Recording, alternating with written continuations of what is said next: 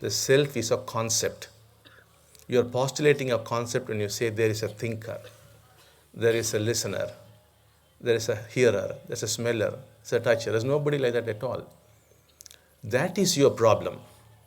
You think you are there, there's somebody there, but there is in fact nobody there.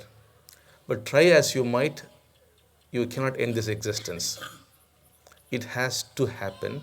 Somebody must make it happen. And we have said we will make it happen. We have done that for several thousand people.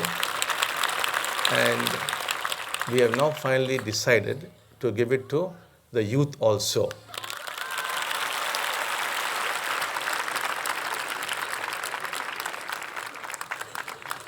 But the time definitely will come, and this is not going to be just enlightenment for the few.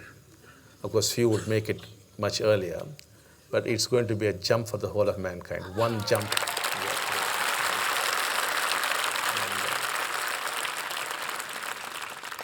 We have seen this happen in small villages, and it's happened very, very beautifully. Very, very ordinary people have simply become enlightened, just like that. A whole village becomes enlightened, and thereafter the whole dynamics changes. We have seen this happen. So there's no reason why it should not happen on a global level. And we have a definite timetable, and we are going according to the timetable. And I wish to tell you we are slightly ahead of time now.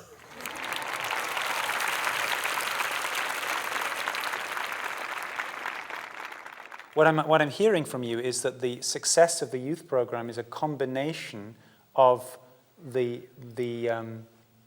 work you're doing with the students and the Deeksha combined together.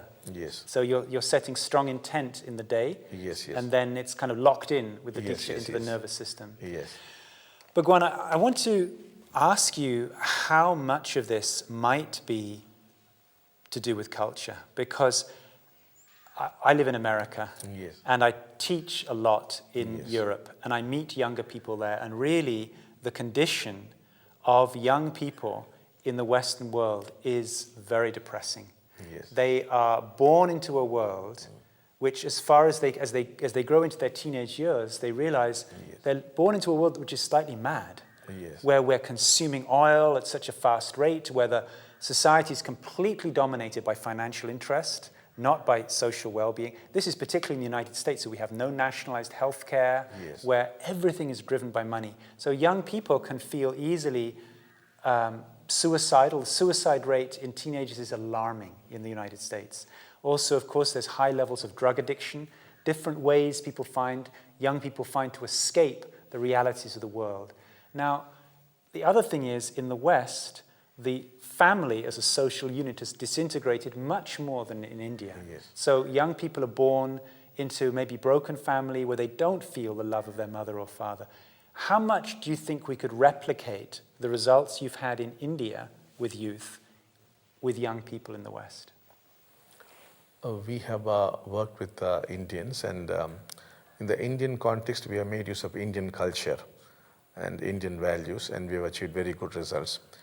We have also had youth from America, and we have used American values with the American youth, and we have achieved equally good results. We have found no difference at all. The only thing is the American youth went more for enlightenment straight away, while the Indian youth were happy with success and some kind of social work. The American youth were more demanding.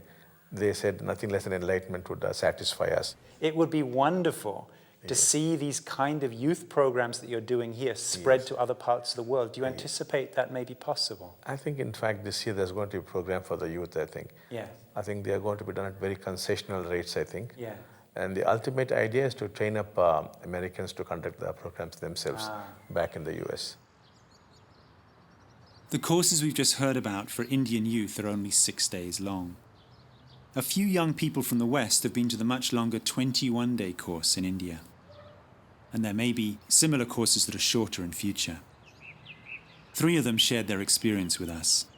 2, in fact, talked to us several months after they'd returned home, so we could find out how Deeksha had affected their lives.